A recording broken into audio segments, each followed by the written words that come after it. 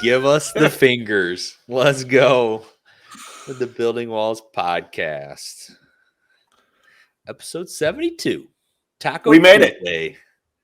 72. We've done it. Is that the fridge? Number 72? Refrigerator Perry? Yeah, so you're talking about Refrigerator Perry? My man. That's nice. Little blast, 1985. Chicago Bears. Yeah, let's share this link live. I'm hearing you. A few seconds delayed. About to go on my Facebooks. Share this live. Nice. If you're on there, subscribe to our YouTube channel, Building Walls. Like us on Facebook. Like us on soon-to-be Truth Social. Yeah! I still haven't moved up in the rankings yet, though.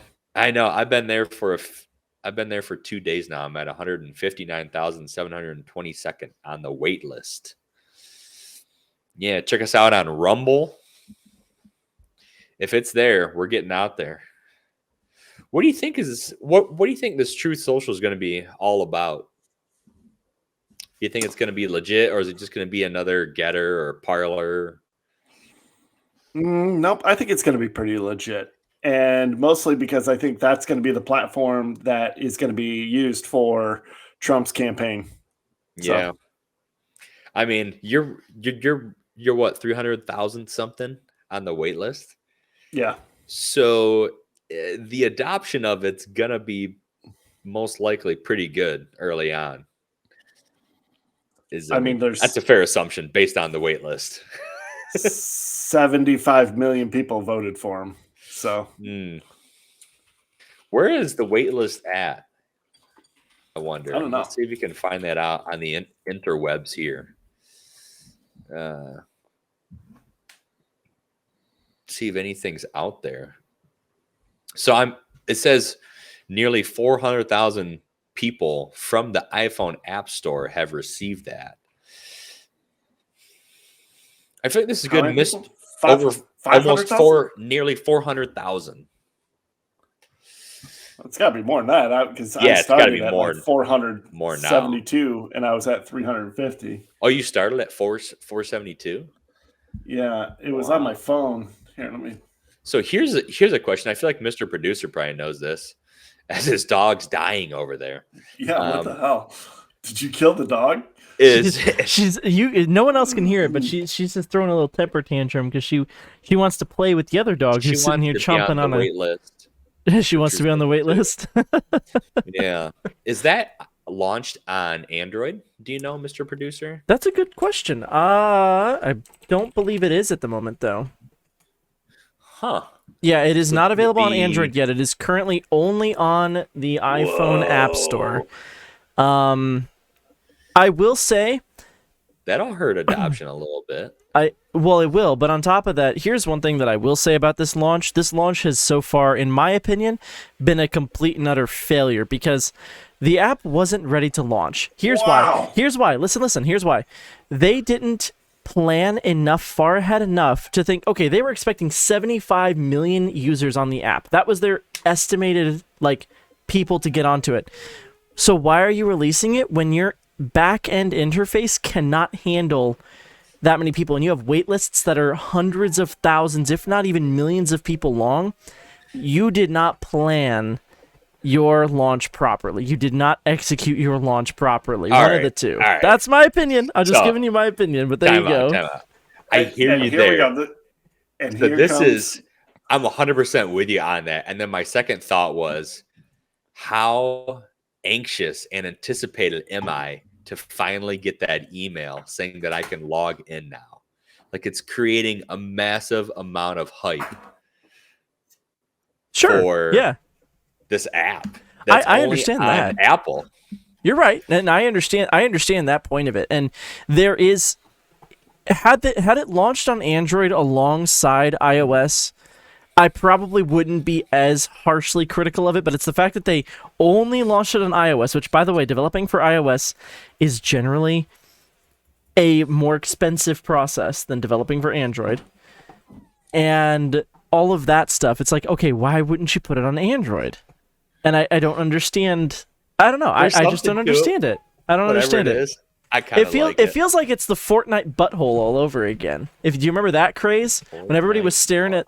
Okay, so basically the gist was they use those words on our podcast, Mr. Producer. Wow, I used our bad word for the week. That's not the bad word. That's okay. That one's acceptable. I didn't say a hole, so it's okay. But no, like, so here's the thing. What happened with the Fortnite situation was, essentially, the game was shut down, right? So they were like, hey, we're launching a new season. We're shutting down the game to launch this new season. So they shut the game down. When people logged back into the game to try and get back in, they were greeted with a giant black hole. And that's it. And this black hole was literally the only thing you could see when you launched Fortnite. And it was like this for, God, it was like 3 days or something like that, or 4 days. And that was it. That was all you could see. And it generated so much hype. The amount of people just talking about it on Facebook, on Instagram, on Twitter, it was just everywhere. It was trending on Twitter for days on end. It was ridiculous, the amount of hype this generated. Now, I could understand if that was the case. Butthole. It is, but here's the thing. I could understand if this is the case with this app, but the problem is they literally admitted our system is too overwhelmed. We can't handle this. That right there tells me it wasn't intentional. It could have been intentional, but I feel like that's way too far-reaching. The fact that they had to come out with a statement saying our systems can't handle this, and I'm like, okay, guys, you've got Donald Trump money backing your app. Please, can we do this? Now, I did hear rumors, and I don't know if this is true or not, that Trump wanted the app to launch on President's Day, period, regardless, no matter how ready or unready it was. And don't get me wrong, I am not going to underestimate Trump's ability to just push something through to happen. And if that's the case, I understand that, but also shame on him, because you should never force your developers into a situation where the stuff's not ready for release. And in my opinion, I don't think it was ready yet. I don't think it was ready. And I think it was a little premature. Trump sounds like, or Trump reminds me of that general who was in World War II when they needed the ships ready. They were down in the Indonesia, I think. And then 3 of the ships got taken out, and then one of them made its way back to Hawaii. And they were saying, well, hey, it'll be ready in about three months or so. And the general's like, I need it ready in 3 days. And then it was ready. And then they went back, and the ship was out there with all of the other ones. And doesn't that more remind you of Return of the Jedi? Ooh. When Vader's talking to the commander there on the Death Star, and he's like, you're behind schedule. And he's like, we're trying to do our best. The Emperor expects too much. He's like, you tell him yourself, because he's coming here. Yeah. I'll double my efforts. You're damn right you're going to double your efforts. It's exactly what that makes me think of. But I think this Truth Social is going to be, I think they're creating some hype, whether they wanted to or not. I got one word. That I agree with without a doubt. I definitely agree that they're creating hype, whether they intended to or not. Totally. It's gonna be huge. Huge. So that's great. So let's get rolling here. Let's fire it off with that video of Emperor Trudeau.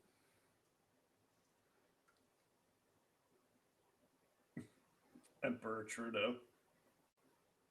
Can't imagine that anyone who votes no tonight is doing anything other than indicating that they don't trust the government to make incredibly momentous and important decisions at a very difficult time. All right, you can stop it there. That's all we need. Anyone? Play it one more time. Rewind it one more time. Oh my god! And if you picture Trump saying that, if you literally picture Trump saying that, replace Trudeau with Trump, and watch how people would lose their shit. Go ahead, roll it. I can't imagine that anyone who votes no tonight is doing anything other than indicating that they don't trust the government to make incredibly momentous and important decisions at a very difficult time. The I can't lefties would be imagine. losing their mind if it was Trump. Right now, tonight, I can't imagine if anybody votes no, that they would be on the side of people thinking the government. And we don't get a lot of credit for being in government. We don't get a lot of credit at all. Even though I run a great job doing the government, I'm probably the best there ever was. But if you vote no, then tonight you're basically saying that you don't trust the government to make big decisions. I can understand. A lot of people don't make big decisions. We don't like making big decisions around here, but sometimes we have to. Can you imagine if Trump got up there and did that? Would be losing their mind. The memes would be wild on the internet. There'd be memes everywhere. Unbelievable. It'd be chaos. There would be riots in the street again, burning down buildings, committing violence, rape, murder, looting, whatever they want, right? No, there would be a shit ton of peaceful protest. Oh, you're right. I'm sorry. This is mostly peaceful as we burn everything to the ground. Canada only does these things when it's a peaceful protest by the truckers. They never did any of this with the riots and stuff. So you're right. That scenario is completely false. Because why would the government of Canada enact emergency powers when the truckers are peacefully protesting? And there hasn't been one news segment of violence that I know of. So, Chad, I had an interesting conversation with my daughter today. It was very fascinating. Today was the first day she was going back to school, and they lifted the mask mandates here in Wayne County. So no longer was she required to wear a mask going to school. It was now, again, optional, like what real freedom is. You get to choose what you want to do. And she goes, Dad, do you think anybody's going to learn anything from all of this? And I said, yeah, I go, what do you think? She goes, well, what do you think I should learn from this? And I said, well, what I hope you learn, and I hope you remember the rest of your life. Now, granted, she's 12 years old. Okay. But I said, I hope you learn this. I hope you learn that when the government says we're going to take emergency action for 2 weeks, just 2 weeks, that you remember that big fat lie. And it was been 2 years of disruption. I hope you remember that's when you give up 2 weeks, you're giving up 2 years. And she's like, yeah, that's a good point. She goes, 2 weeks to flatten the curve. Okay. And I was like, yeah, she's 12. She gets it. And there's so much, if you really dig into that, there's so much that has come out. I mean, just like that video, right? The lefties would be losing their mind. When Trump came out, said there was going to be a vaccine, Operation Warp Speed. This vaccine, a year later, came out. They were losing their mind. I will never take a vaccine that was created under the Trump administration. That same vaccine, I mean, they're not doing it like they were before, but then they begin pushing it upon people. And then the Biden administration comes out. Like, the lies are enormous. Dead on, Chris.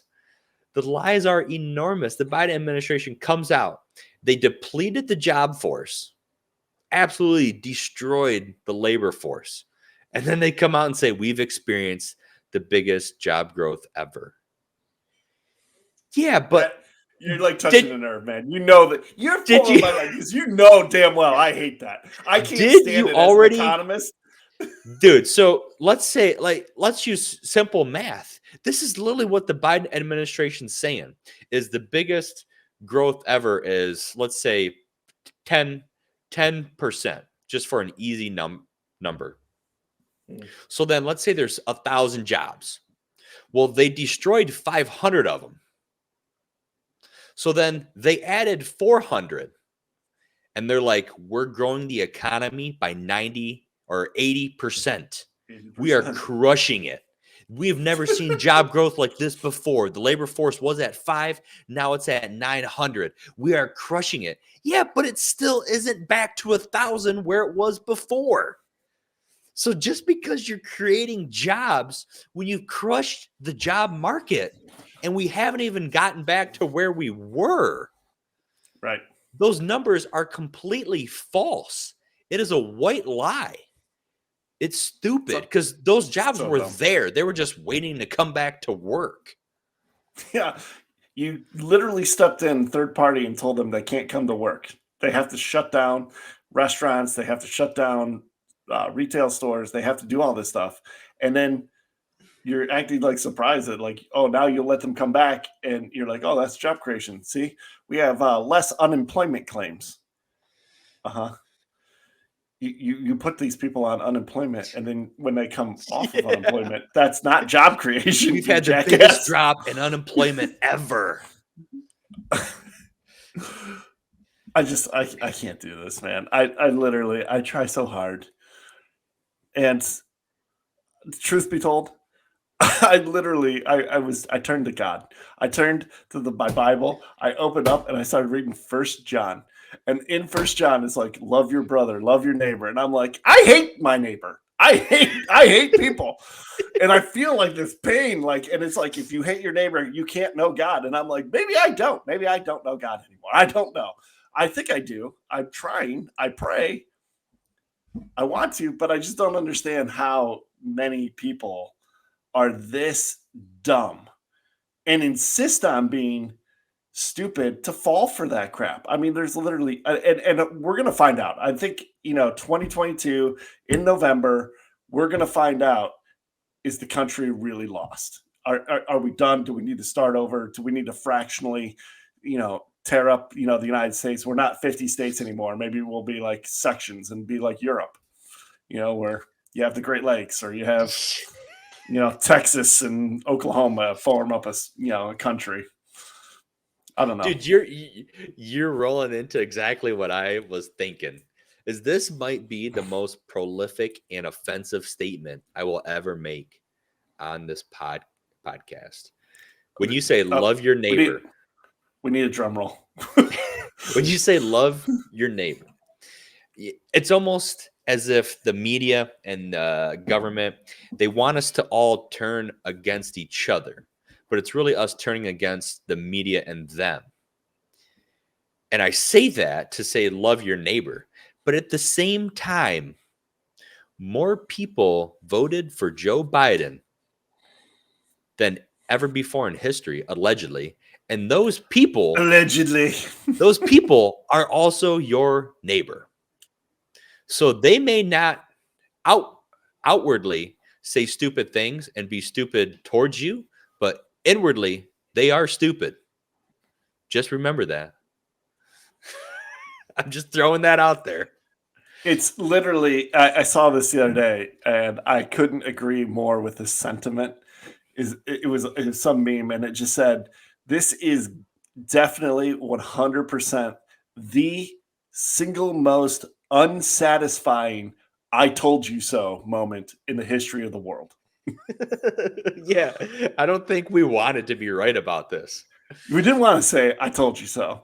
And yet, damn it, here we are 1 year later, not even 1 year. And it's just just an unbelievable shit show that's going on in the country. It's unbelievable.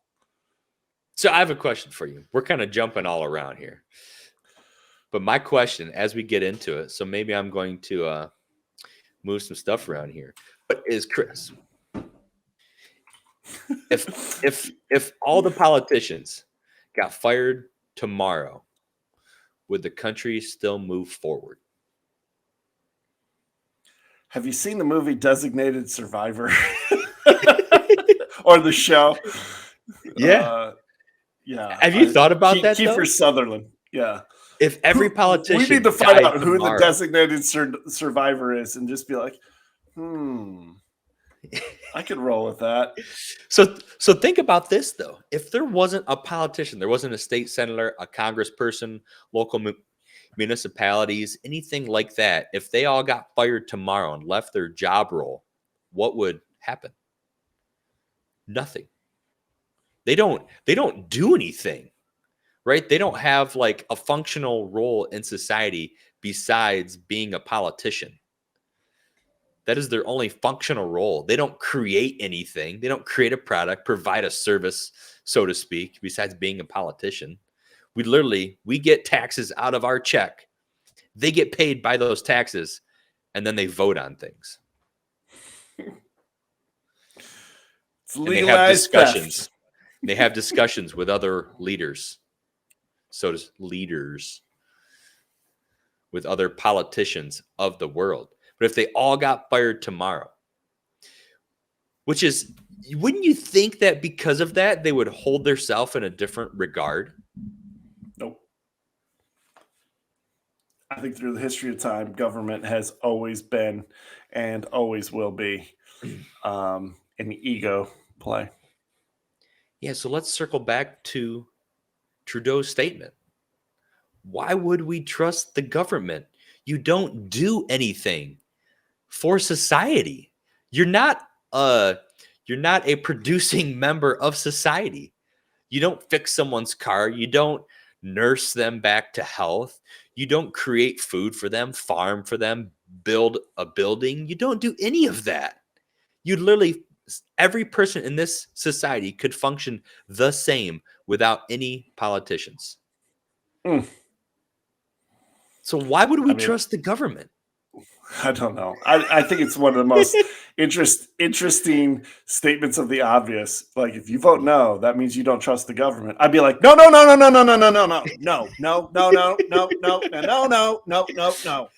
Right, exactly what you said is why I'm voting no. Because you just told me the truth without telling me the truth. So let's jump into this a little bit. Canada invoked the Emergencies Act. They're doxing every person they can in the Freedom Convoy. They're freezing bank accounts, arresting people. They're forcing private companies to do the government's bidding, forcing them.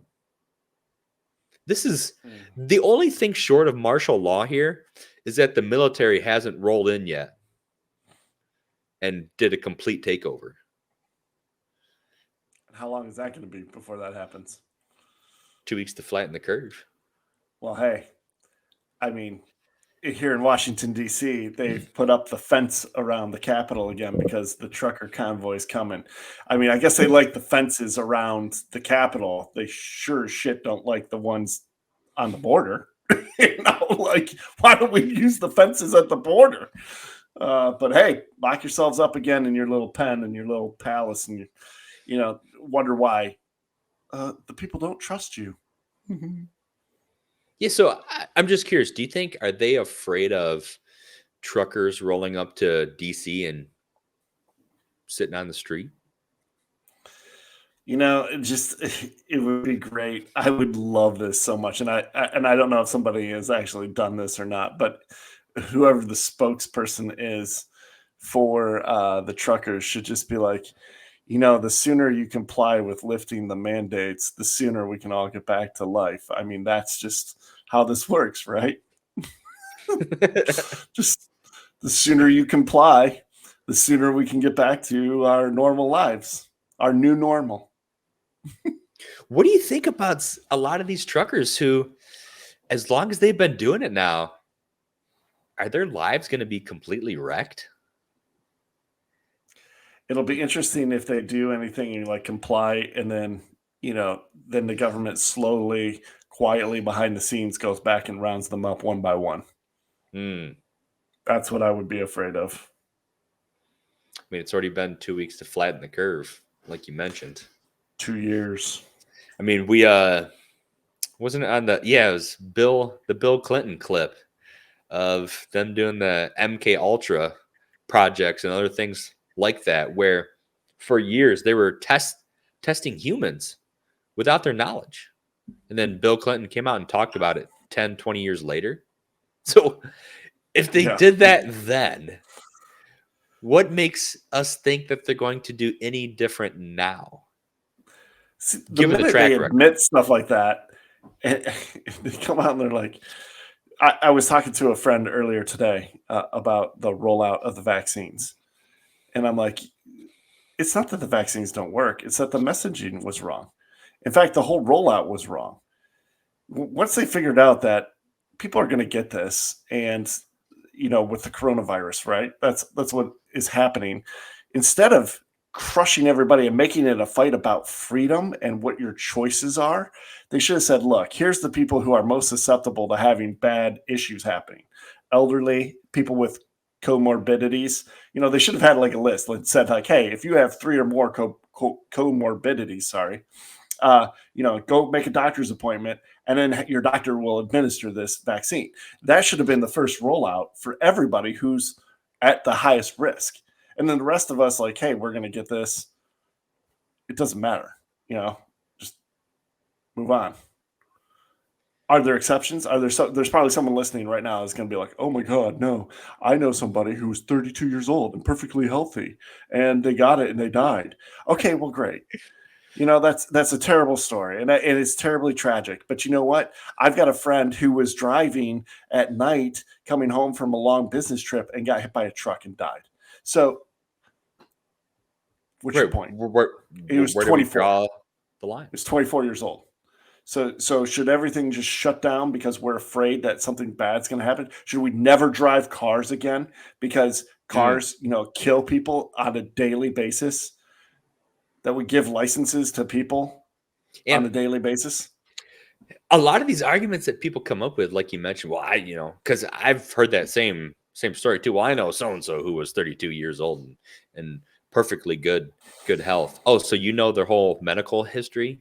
Would you like me, or could you please explain to me their whole DNA about everything that was going on inside of their body before they caught COVID? No, you can't.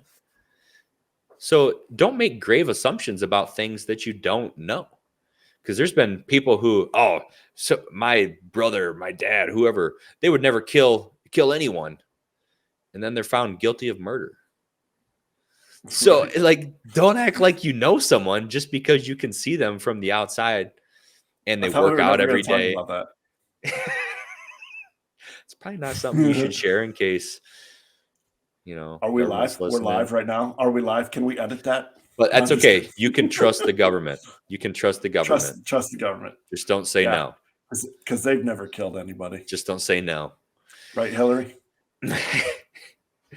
But do you think that Canada is going to take it a step further beyond this Emergencies Act that's now been voted on, and it's been passed because we can trust them? Yeah, I don't know, man.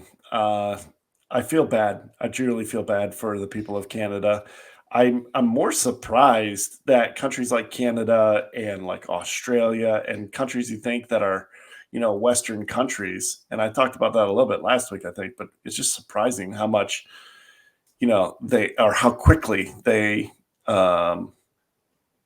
went straight to like authoritarian, regimes. Maybe they go back, but I mean, it's really hard, I think it's something that in America, we really need to step back and really appreciate the Bill of Rights, because those countries don't have that.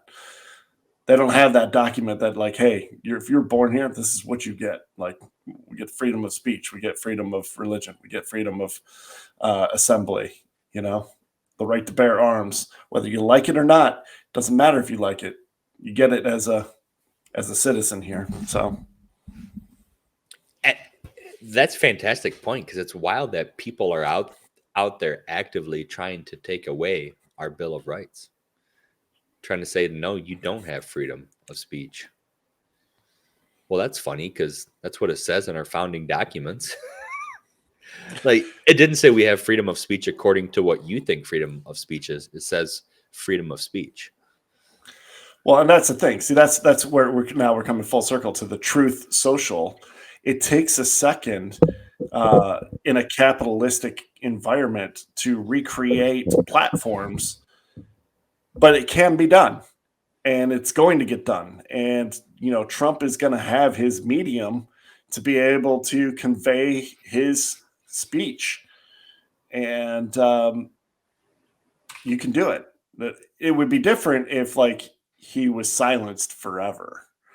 So I think that would be a much different ball game. Like you're never allowed to have, access to anything, and you can't recreate it. And we're not going to give you the tools, and you don't have people who come work for you or anything like that. But no, he can take capital.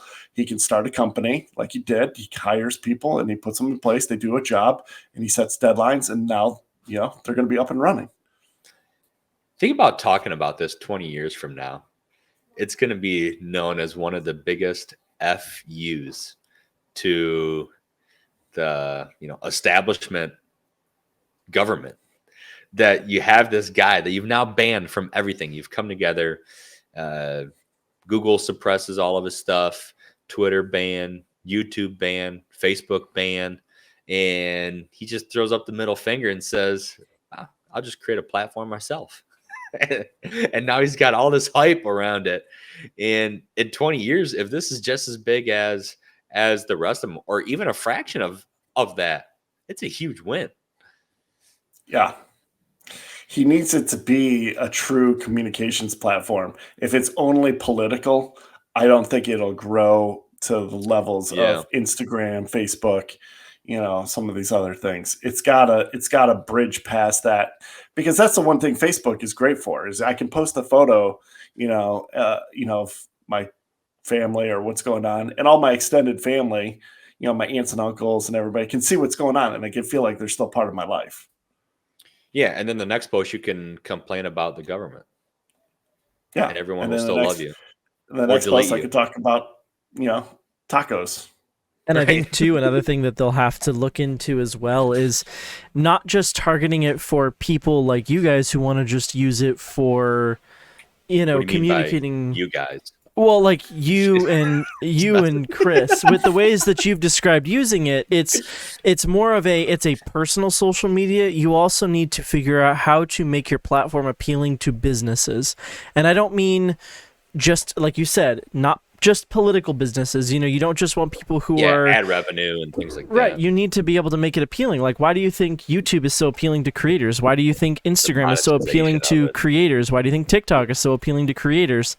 You have to fit into that. Why do you think Twitch is appealing to creators, even though it's going down the toilet? Like, there are so many things that you have to make sure you have in place. And I haven't seen enough of, as someone who kind of observes the social media aspect of things, it's great that this can ride on the hype of this is Trump's social media platform. That's awesome.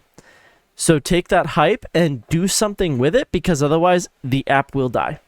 I promise you it will die. If you do not take that hype and ride it out and build upon that hype and truly make it a platform for more than just, oh, we're here, this is our little political safe space.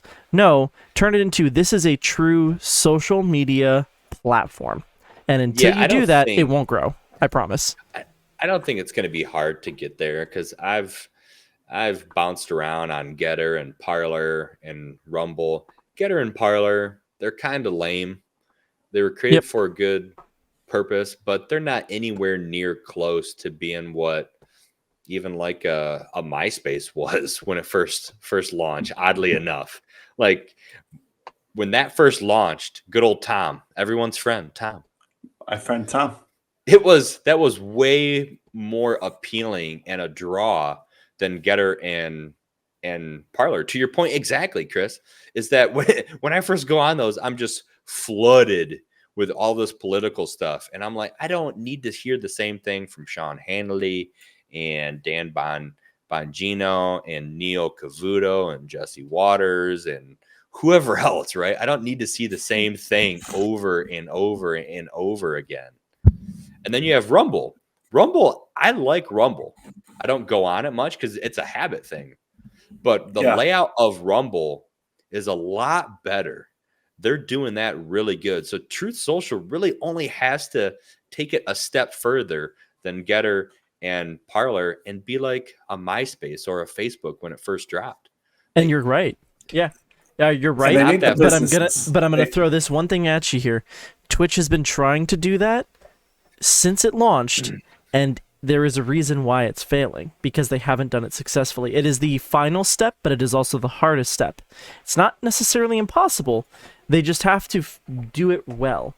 And I'm not saying I have doubts in them. I'm going to be observing and seeing how it works. So I did actually sign up for an account while we were sitting here, and I am sitting at 503,000 in line. Oh wow! So it's only 503,000. So there you go. List. So that's it. So that means that they're adding people, which is good. But I mean, I'm curious because what I don't want to see this platform. And they've already added a bunch of people. Added a bunch. They're adding people probably by the hour. I'm sure they have people working to add people by the hour. But what I'm curious about is I'm very, and this is something that happens on a lot of social media platforms, and it's not inherently bad, but it can be bad if it gets too extreme and too intense, and that's if it becomes just an echo chamber. So if you're never exposed to other opinions, like, yes, there is that sort of, okay, social media, the point of it is keep you on the app as long as possible. But there's also that you've got to try and experiment and feed your users little different things to try and keep their attention.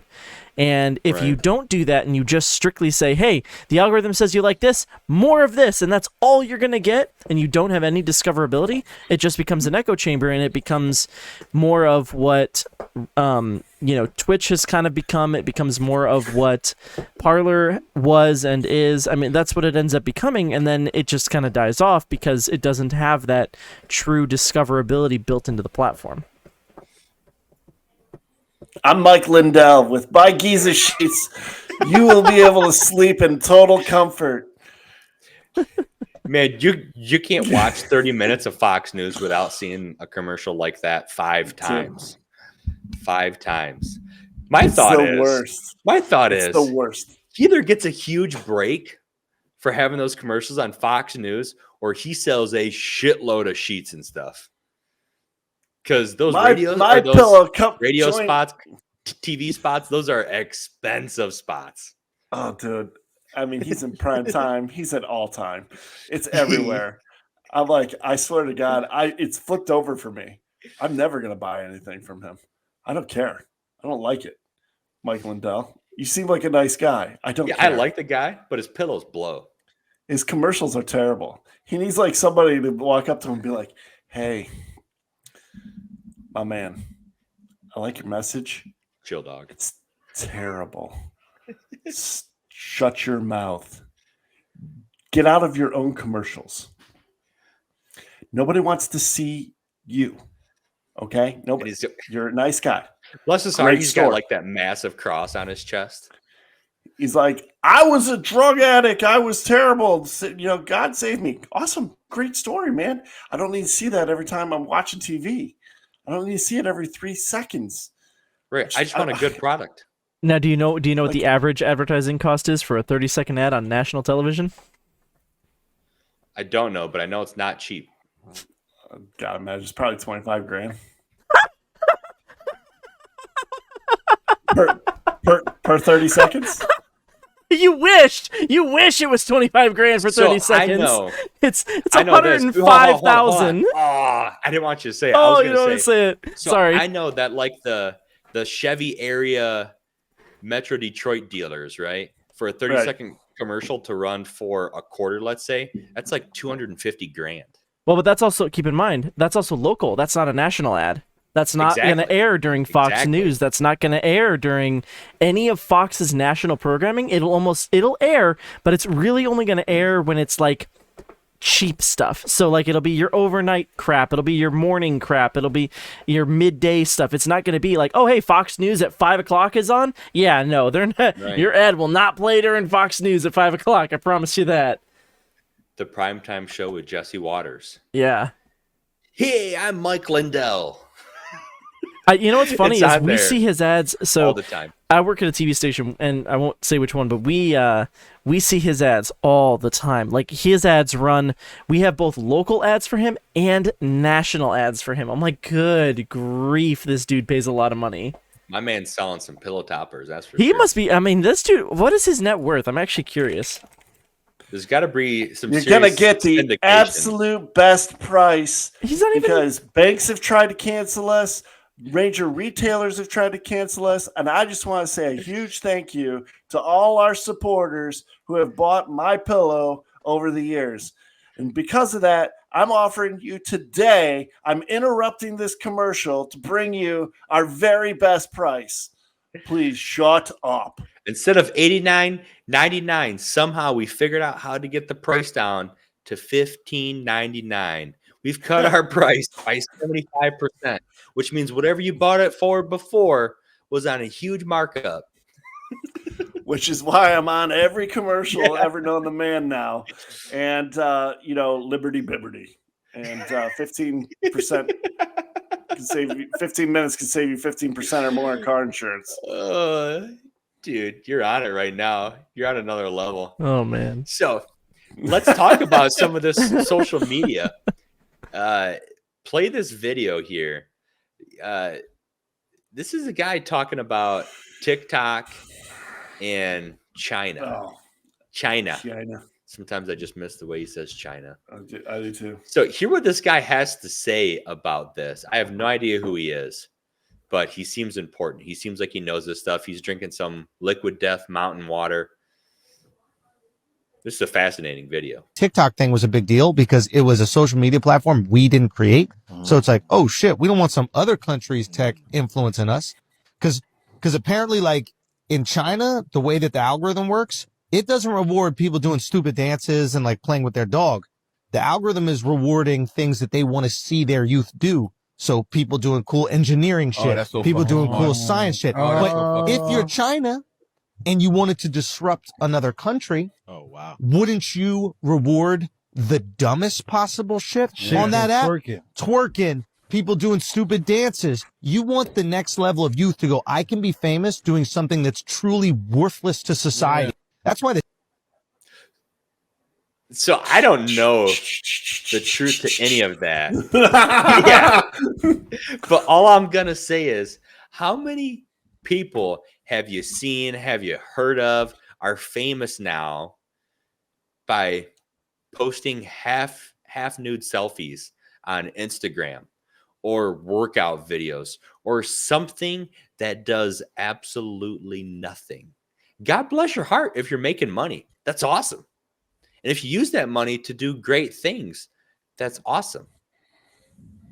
But what are they doing to move society forward? I feel like there's a lot of truth in what he said there. What do you think, Chris? I mean, it's hard not to think that. And just the disparity between, the education, the focus on education, the next generation, the discipline that other countries have towards advancing, I think is going to show up much later in life for sure. I think we are falling behind. Do I think it's sabotage? I don't know. I mean, that's a stretch. It really is. It's hard to wrap your head around. I mean, it seems like off the cuff, yeah, you could say that, and it has the elements of truth to it. But that's what makes a great lie, is that it has elements of truth to it, and it's just not real. I like 2 weeks to flatten the curve. Yeah, just sad. It might just be sad. You want to know? I don't know if you want to hear my opinion on why stupid stuff might be rewarded a little bit more. It's because at the end of the day, entertainment strictly exists to distract us from how hard we're getting screwed over by the system. Whoa. That's my deep thought on it. You know what? That might be the most profound statement of the podcasts. Yeah. I think we need to queue up. You know what we need to do? We need to advertise and then queue up a promo for Attack Helicopter doing the rant, and just be like, "Here, this is what's going to happen when you get an angry Xenial or whatever you are." I think I'm a Gen Xer. A Zillennial. You're not a Gen Xer. Get out of here. No, you're right. I'm not. I'm Gen dumb. X on this I'm show. dumb. I'm sorry. That's not right. I'm a Gen Z. I'm dumb. Sorry. Don't say that about yourself. It's one of the final letters of the alphabet. It's close enough. Yeah, because I'm a Gen Y, so you're definitely not a Gen Xer. Yeah, we got X, Y, and Z right here. We should. The podcast should be called X, Y, and Z. Listen, Boomer. You actually are you not a boomer, Chris? Are you? No, you're not. No. I was just saying I'm calling Gen yourself a X. Gen Xer. It's so funny you mentioned about the entertainment thing. We're gonna chat about unions and baseball later. Later in the show. But coming up now, my absolute favorite part Oh of the man, show. Oh, you know I love this part, man. Kirk I and love it Marco. every week. It's so cute. Kirk and Marco. Here it is. Are you gonna hit us with that intro, Mister? There it is. Kirk and Marco. So this is truly came out with some margarita styled seltzers, which don't get me wrong, are fantastic. But it's a variety pack of 4 different flavors. 2 of the flavors are incredible. The other 2 flavors are meh. So one of the great flavors is strawberry hibiscus. So I found somebody else who does these solely strawberry hibiscus. Kirk and Marco. If you like some strawberry hibiscus seltzer type drinks, this one's pretty good for sure. Feels like a nice day on the beach. It's got some good flavor, super low in calories, just like the Trulies and the White Claws, all that. Which brings me into, I was thinking about this last night. So let me start out with this. You are where you are because of the decisions you make in life. That's all there is to it.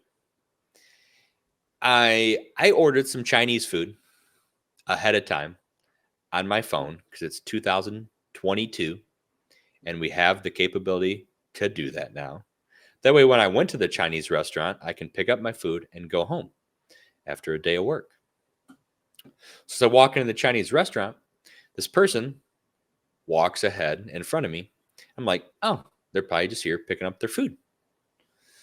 No, it was 10 minutes of me standing there just waiting to pick up my order.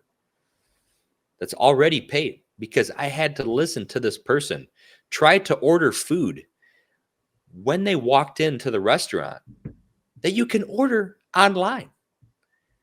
And this person they seem like they maybe not have had the best spending habits in life. But by golly, she ordered nearly $70 worth of Chinese food. And she had to go one by one asking. The reason why I say she probably didn't have the best spending habits, because she kept on asking what the price of everything was. When you order over 6 meals and you're shocked that the price is more than $10 a meal, you have terrible spending habits. If you're so worried about the price of Chinese food, why are you ordering $70 worth of Chinese food from the Chinese restaurant? The decisions you make in life are the exact reason why you are where you are. If you're broke, but you have an iPhone and you have Verizon for your cell phone service and you have cable and you have internet and you have all these things that, like Mr. Producer said, provide you entertainment to distract you from how much you're getting screwed. You have a serious issue that's not at all related to how anyone else has reacted to you in life. It's not related to the job that you're working. It's related to the decisions that you've made in life. It was so eye-opening to me when I'm standing there for 10 minutes for something that she could have done online. And then she's almost complaining about the cost of it. You went to another person's business who's serving you food and you're complaining about the price of it. It was wild to me. It's Chinese food. And here's what really blew me away. Who orders chicken wings from a Chinese restaurant? That's the 10-15 minute, okay? Dude, that's the last spot I'm thinking to go get some good chicken wings as a Chinese restaurant. Tell me you don't, or you have bad spending habits without telling me you have bad spending habits. You order chicken wings from a Chinese restaurant. We all know it's not chicken. It's whatever else they caught outside. So that brings me to my main point, which is how often do people hear about how difficult it is to afford to live, right? Like, oh my gosh, rent is so expensive. Which, don't get me wrong, there's a lot of areas where rent is super crazy. You know, why don't you go out and learn a new skill, better yourself to get a better job? Why don't you venture out and start your own business or whatever else is available to you? It's a capitalistic society. Like, no one's holding you back but the decisions that you've made in your life. That's why I'm so thankful to have friends like you, Chris. You're a few years older than I am, but me and you chat all the time. And you're like, dude, think about this. If you can just do this now, think about where you'll be a few years later, where I am now, right? And having those conversations are so eye-opening, because what people don't understand is there's so many difficult things in life. You just have to choose what your difficult is, right? Getting divorced is difficult. Being married is difficult, right? But getting divorced, having kids, and having to pay for multiple leases, which I heard somebody complaining to me about the other day, and I'm like, I don't really care about the bad decisions that you've made in life, or where you're at, or why you're at where you are, but don't complain about it. Just make the best of it, because everything's hard. But don't complain about it being so much to live, but you're paying for 2 places to live. Like, well, yeah, it's expensive because you're paying for 2 places. Like, you know, of course it is. And I'm not saying that these things should or never will happen in life, but, you know, the point is your life is what you make of it. No one cares about your complaining. Put your pants on, get moving, and be a good example to your kids, to the next generation. Because if you hate your life, make it better for your kids. At least. That's the least you can do. It's the least you can do. So just do it. I wish I had that Shia LaBeouf thing when he's doing the just do it. Do it. But I don't think I'm ready to do that right now on the live episode. Here's what I got. Here's what I want to know. Why chicken fry? Why? 10 minutes, okay? 15, 20 minutes, okay? You come now. Dude, have you ever ordered chicken wings from a Chinese restaurant? No. Well, she ordered 5 different orders of them. I mean, I'm going to B-dubs or something else. Were they Asian zing? We all know that Arby's has some of the best chicken wings. We tried it on the show. Meats. We all know they've got good chicken wings. Dude, Arby's has the meats. Yes, they do. And now they have B-dubs. That's right. Dude, that's some legit points there. Something definitely to rant on, and I hope people are paying attention, because, you know, you sit there and you're like, do I make bad decisions? Of course. Yeah. Of course I make bad decisions. Make a lot of bad decisions. But I don't blame other people for it. That's the difference. You just don't complain. Don't be like, I'm so dumb. You know, I did this and blah, blah, blah. Like, and there's some that I'm probably not going to tell people about. Only my closest friends, right, Chris? I cannot speak to that on that topic at this time. There are things that... That's why we have the Fifth Amendment. Yes. I'm going to recuse myself. But it's all good, my man. Yeah, so I'm excited for the wholesome story here. It doesn't seem very wholesome. So I'll put it this way, because Mr. Producer made a good point. So I said, you know, my pick for the wholesome story was that Russia hasn't invaded Ukraine yet. It's not what I mean is it's not like a full out, they're marching in, killing everyone in their path, insurrection. They've definitely gone into the regions that Russia claims to be theirs, which is like the Donbas region, I think, or something like that. It starts with a D. But Putin basically said, hey, these are still Russian. We don't recognize this as Ukraine, and so we're going to come take this back. That's an invasion. That's like by the definition of invasion. Sure. Like Okay, So the wholesome part of it is war if I hasn't wanted to broken out yet.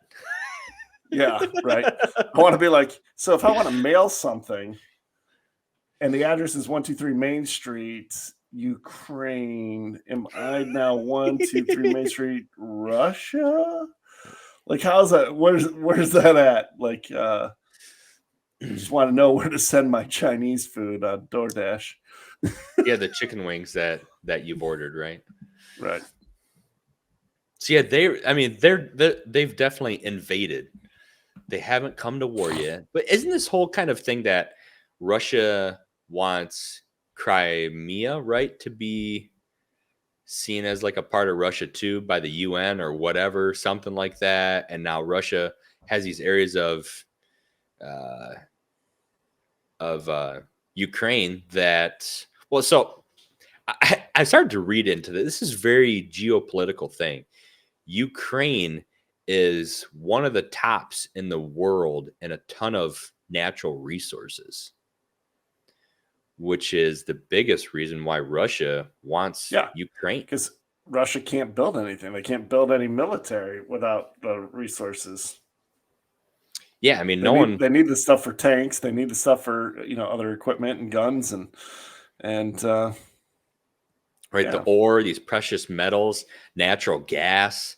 The natural gas, the Nord Stream 2 pipeline that runs Germany shut it down right across Ukraine, right? Because Germany's like, hey, unless you're going to relax here, we're not doing any of this. Which Germany wouldn't have done that if the Biden administration hadn't cut off all of our natural resources and made us a net importer again.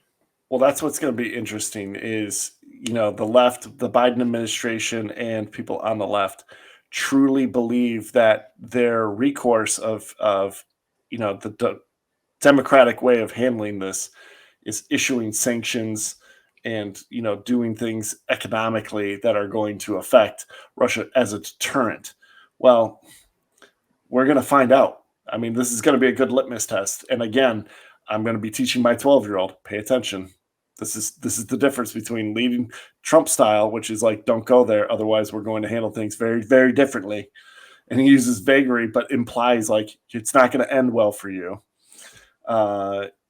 Versus the, hey, well, please don't do this. If you do, we're going to we're going to try some stuff and we think it's going to hurt you. And it might, or it might not. We're going to find out.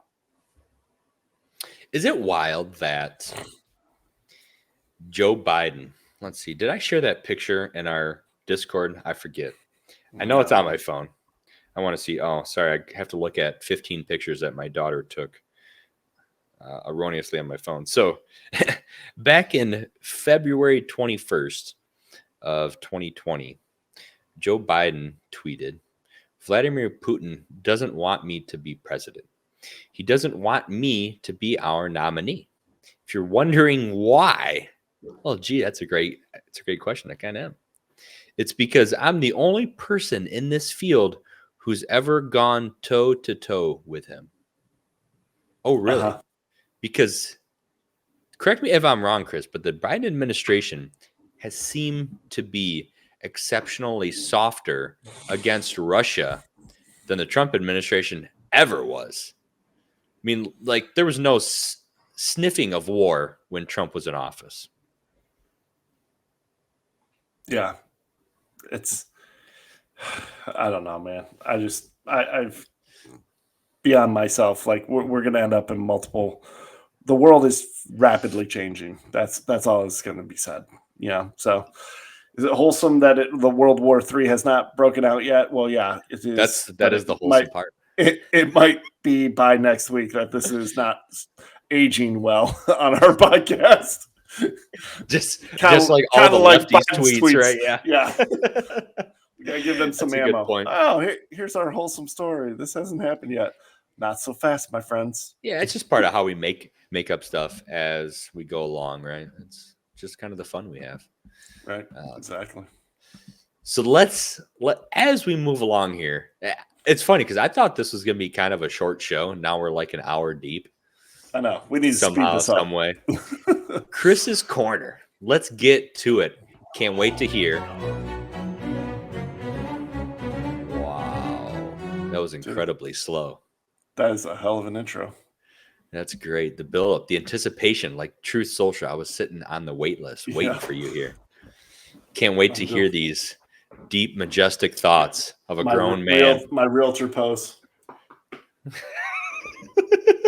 That Arch your back. that you're still going to have on your business card in 30 years. You know, baby. So, Chris, all right, let's go. Chris's corner. Let's go. Man, dude, you're a white supremacist. According to the Washington Post, this article that came out, Washington Post, one of the statements in here talking about the Freedom Convoy and white supporters is the belief that one's entitlement to freedom is a key component of white supremacy. That makes you a white supremacist. How do you feel about that? Because you want freedom. I'm so sad. Yeah, don't cry. So sad. Why? I don't want to be canceled. I mean, please, sir, can I have some more? I'm so poor. The only thing I have going for me is that I'm white. I'm white. Wait a minute. I'm white. Yes. Yes. Yeah, that's the most ridiculous, stupid thing that's that incredible. could ever be written, ever. The key component. One's belief, the belief that one's entitlement to freedom, to being free, is the key component of white supremacy. So the reverse saying of that is that if you're Asian, Latino, Black, African, whatever, you're anything other than white, the fact that your entitlement to freedom is not a key component for you means you're a slave. You're not worthy of freedom. That's got to be the most asinine, stupid statement on the planet. And you know what? I mean, it's not even a small minority that feels that way. It's everyone in America from every race and background is entitled to freedom. That's what the Constitution says. It's literally in our documents. All people, all men and women. Come on, man. Come on, man. That was awesome. Are you trying to join the Screen Actors Guild or something? You know it, man. I'm fired up. This is my time to shine. This is Chris's corner. Man, so here's a good one here. Yeah. Do you think this is sort of a Braveheart moment that's living out here? I mean, what will these people do without freedom? I mean, the Battle of Stirling. Everybody is familiar with that. You know, and William Wallace, he's 10 feet tall. If he were here, he'd consume the English. Bolts of lightning from his arse. Right? But, I mean, that's seriously. I mean, one of the greatest cinematic moments, you know, that speech, Mel Gibson was awesome in that. And you start thinking about, like, that moment and what he's saying in that moment. He literally says in that little scene, he's like, the one guy's like, I'm not going to fight. I'm going to run and I'm going to live. And he's like, yeah, you might live at least a little while.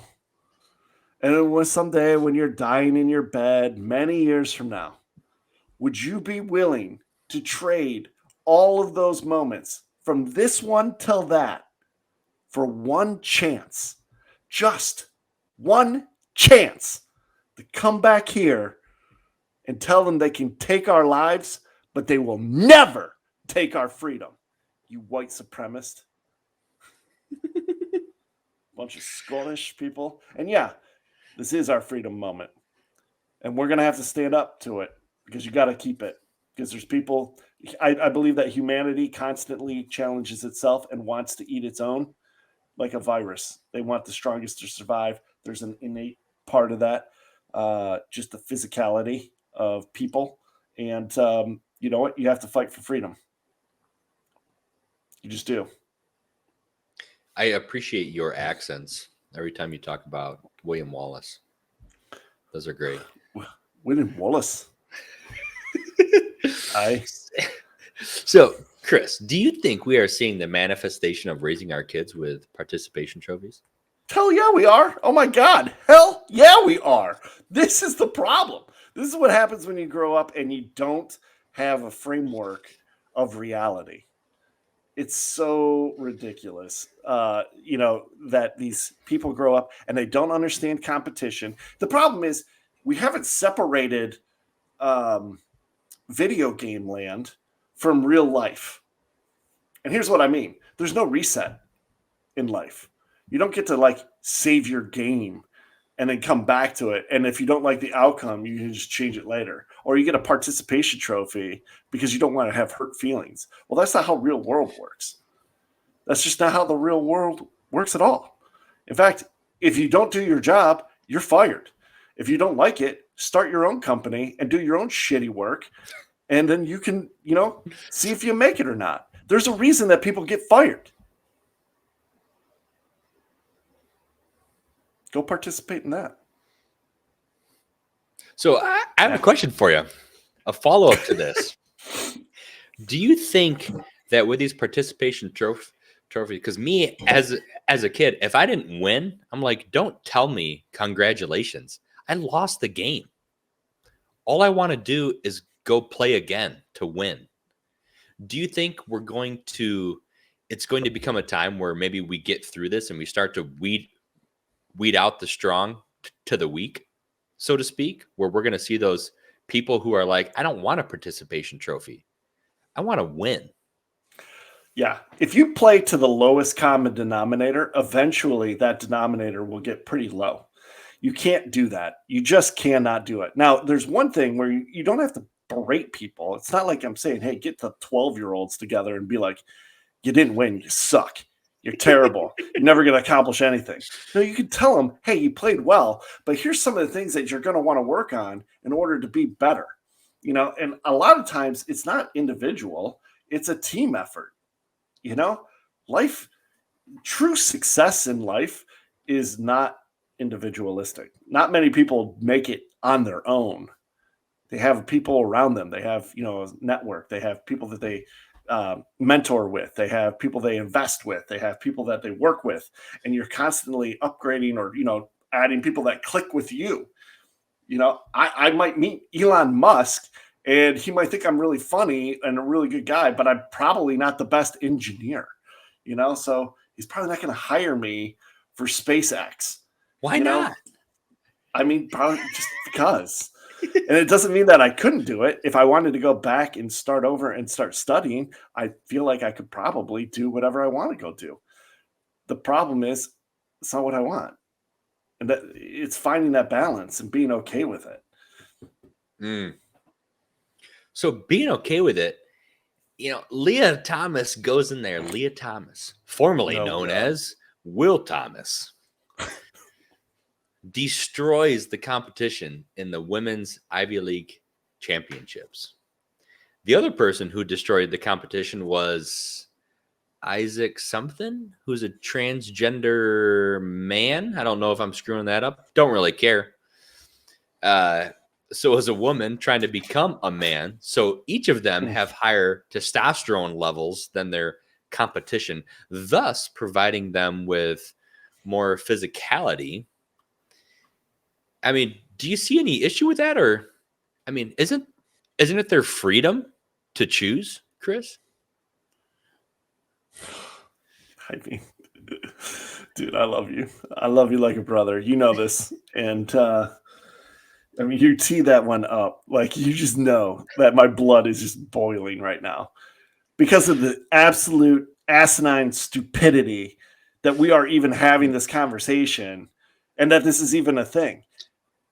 How in the hell are you going? And maybe I just get so pissed because I have a daughter and I love her. I love her dearly. She is, everything to me. She's my world. And I just look at that and go, how is she supposed to ever learn the things that she needs to learn through competition if it's not a fair competition? And that we don't need to. There's plenty of opportunities to teach people life isn't fair, right? Those are opportunities that happen all the time. In sports, you expect an equal playing field. That's what it's called. It's literally the field of competition, and you expect it to be equal opportunity. And if you're physiologically Equitable. allowing men who emotionally feel like they're a woman, you do you. But you can't play here on this field. You can't play here in this pool. You can't. You go over there and work harder in the men's league. Pretend you're a woman. Beat the boys. Stand on stage. Oh, you can't. Well, too bad.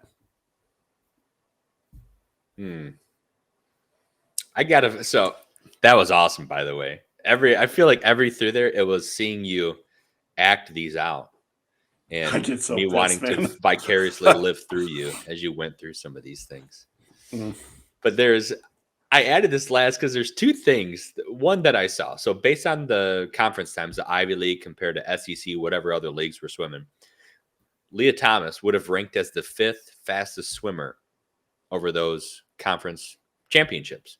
So now that the national ones are coming up, imagine being Leah Thomas, who you're like the 462nd fastest man is your rank.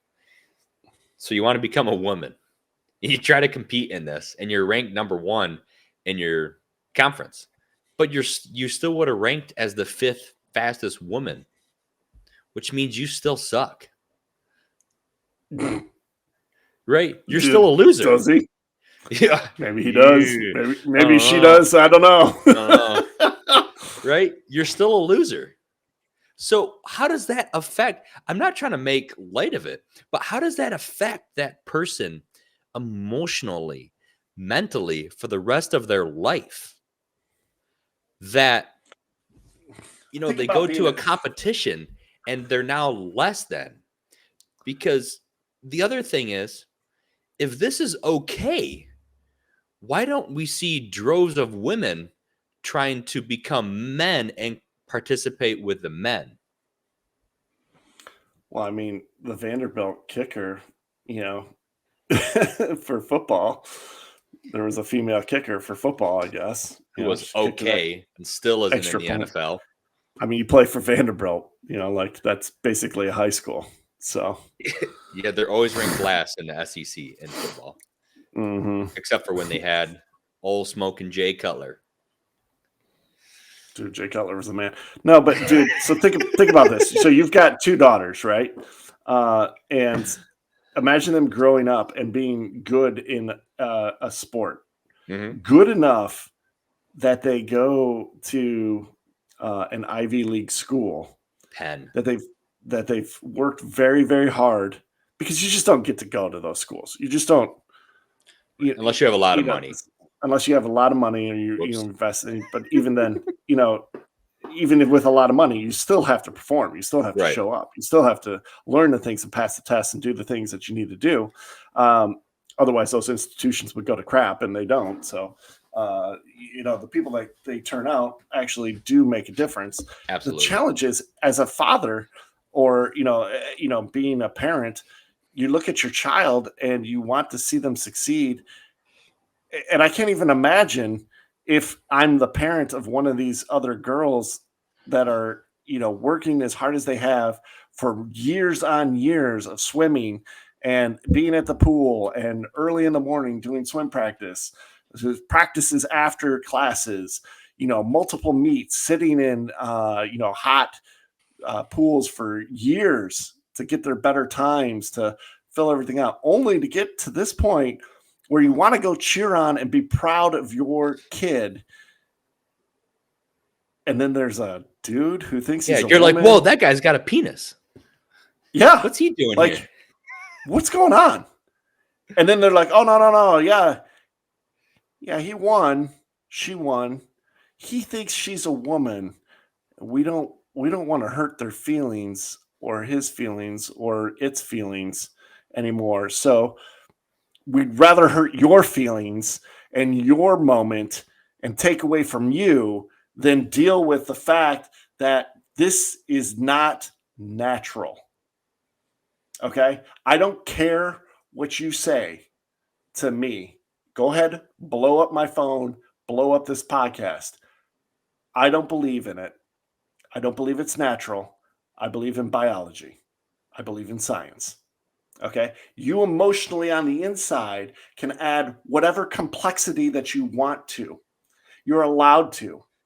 It's America. You can be as complex and messed up as you want. But here's the thing. So can I. And if I don't understand you, well, too fucking bad. I don't care. But you don't get to swim against my daughter. The most insane thing that to was me the one about F-bomb. That was the F-bomb for the week right there. Incredible timing. Impeccable. I know. It's well placed. The most insane thing about this, as I'm reading this, and I already mentioned it, if Leah Thomas is a man, transgender, becoming a woman, competing with the women, why is this Isaac woman who's transitioning to become a man also competing with you? Shouldn't she be swimming for the men's team? Or what am I missing here? It's just it's the clown world we live in. Yeah, because if they don't have standards except for double standards. Well, they cater to the minority. And in this case, they cater to the extreme isolated minority, which is just, why are we doing that? Why are we doing it? And that's why people hate Trump, because Trump is the kind of guy who's like, why are we doing that? We're not going to do that. That's stupid. And then he goes on his rampage and calls them all stupid and idiots and everything like that. Well, there's a better way to handle it. Obviously, I'm a podcast guy, so I'm saying these things because I, don't care. And like, who cares? Like, it's not going to, I'm not the president of the United States, right? You're raving for our viewership or listenership. Yeah. I'm like, our subscribers like it and go, yeah, man, that's awesome. But if I'm the leader, I'm going to say, you know what, as leader of, in this case, the Ivy League, the president of the Ivy League needs to step in and say, I understand this is a complex situation. There's biological men who, are transitioning or feeling emotionally as they're identifying as a woman. We encourage them to go through their path. However, when it comes to academic sports and the physical sports of the Ivy League, we're going to have to stay within the confines of the known biology, not science. The emotional. Trust the science, but the biology. So I would acknowledge. Okay, I acknowledge. I hear you. You do you. I am going to still stick to the plan. Boys are boys. Girls are girls. Boys compete with boys. Girls compete with girls. We're not crossing over. Otherwise, we're just going to have one league. Why have women's sports? What's the point? Just have the women swim with the boys. Right. If girls, and if they're not fast enough, then too bad. Right. If you lose, sucker. Sucker. That's great. All right. Let's bring it home, man. Yeah, bring it home. So I really wanted to use this last point. To me, this is the epitome of the hypocrisy. I've probably said that about other things, but I'm going to pretend I didn't, and I'm going to say it here. So you have the unions in baseball right now, Major League Baseball. They're holding out because they want better pay for lower levels, such as the minors, right? So they're holding out on these contract negotiations. They want the MLB to come back and say, yes, we will give more of our chunk of change to help with these lower levels with the pay. So if they're a union, right, typically left-leaning is the union. The union wants to have equal pay and all this stuff distributed evenly. So why don't they take the contracts of a Bryce Harper and take some of that money and distribute that across to everyone else? Because I think we can all agree. I'm not saying Bryce Harper isn't getting paid what he's worth or whatever, but at some point, isn't it too much? Like, what are you going to do with that amount of money above $10 million a year? Yeah, right? Yeah, it like begs the question. Exactly. I'm just breaking into their psychology. This is the way they think. What are you going to do with that money? So why are we asking them to pay the lower levels more while still honoring Bryce Harper's incredible 200, 300 million contract, whatever it is, instead of asking him to take 66% of his pay, still get paid 100 million, but take his 200 million and pay it to all these lower level minors? It just that would only be fair. Yeah, it's interesting because, for as conservative that I typically am, people who know me really, really well know that when it comes to issues like this, I always side with the workforce. Even as being a CEO of a company, I side with baseball, the union, the players, because I think they should get whatever they can. It's Absolutely. on the owners. Why should you come back on Bryce Harper because he had somebody represent him and he said, "Hey, here's what I want," and they said yes. Well, good for him, because they could have said no. That's my point. They could have said no, but they didn't. They said yes. And because they said yes to that huge contract, then they need to say yes for all the other spots too. Because again, is there such a thing as enough compensation? What do you think? I mean, that's the real question, because people go, is there such a thing as enough is enough? And I would say yes, and that's up for the owner to tell me. That's up for the CEO of the organization that's trying to hire me. Tell me, oh, we can't pay you that. Or not can't, we're not going to. I think the biggest question when you look at this from that other perspective is value. Does Bryce Harper, let's look up his well, it doesn't matter. Let's say it's $300 million. It's a stupid amount of money. Does Bryce Harper bring more than $300 million worth of value to that organization over the length that he's being paid? If he does, well, then yeah, it makes sense. And I think a lot of this goes back to that point, is sort of about the WNBA. Like, you're getting paid $100,000 now, but I can't pay you $200,000 because we are in a deficit. All right, so I got Bryce Harper's contract right here. Yeah, so the flip side of that is, to your point, MLB is not in a deficit. Right. What is this contract? So, Bryce Harper, for the upcoming season, his base salary will be $26 million. He's got what was the contract overall? The overall contract was 13 years, $330 million. Okay. Yep. So he's averaging, it's a $20 million signing bonus, $25 million and change per year on average. That's what it basically comes down to. It's $25 million. Right. So they have to look at it is, does Bryce Harper to this team bring $25 million worth of value plus? Because there's really no point in doing it unless you're going to get a plus out of it. Right. And realistically, any business too, you're going to look at it, your general sales. I mean, what do they always say in sales? Take your cost and triple it. So is he providing $75 million worth of value to the team a year? Right. Jersey sales. So there's a lot that goes into it.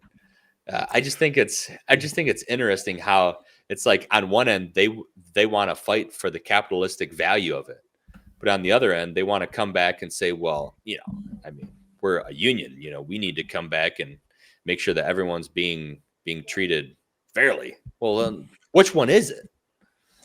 Well, yeah, and I mean, I think within the union that they need to have those conversations and be like, look, this needs to be.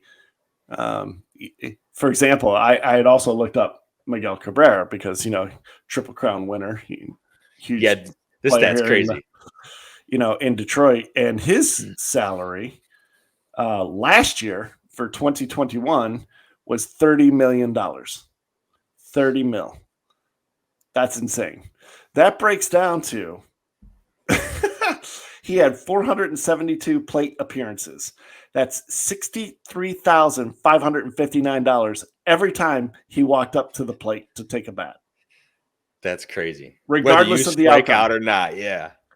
Regardless of the outcome, he got paid $63,500. Now, the thing is, Chad, that's per plate appearance. And can't you pay like the hot dog vendor? So, I mean, that's like, so how many hot dog vendors are there at Tiger Stadium at Comerica Park? How many vendors are there? Period. How many employees are there? Total. I mean, it's insane. Gotta be a lot, I mean, right? 100 on any given game day. The aisle workers, the vendors.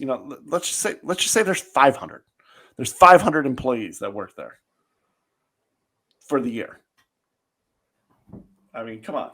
Yeah, their salaries combined don't even hold a candle to what one guy gets paid. To one guy. That's pretty wild. Exactly. It's insane. Yeah, or better yet, if there are 472, like I could have done this easier. If there are 472 employees, then each one of them's getting paid $63,000, and that's one player. Yeah, I've always thought about that. The how we treat entertainment, especially when it comes to sports, as a society. There's these guys who, again, I don't want to make it seem simpler than what it is, but there's these athletes who, in a sense of what they do, don't provide anything to society.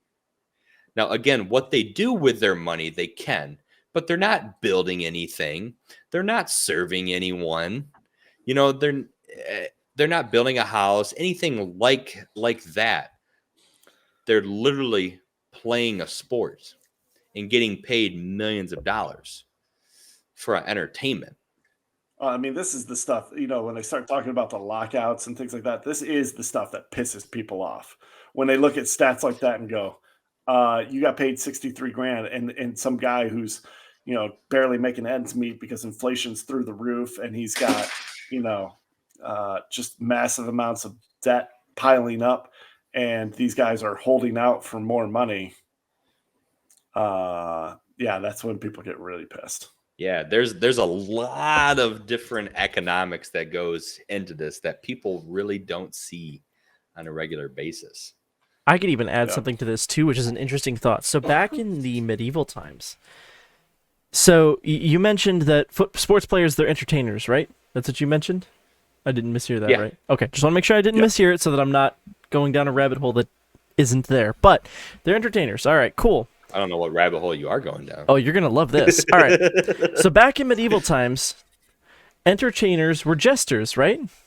Oftentimes, little to no pay slaves as gestured entertainers. And now we held entertainers up on these pedestals and we listened to their political opinions. We listened to their views on everything around them. We listened to them complain.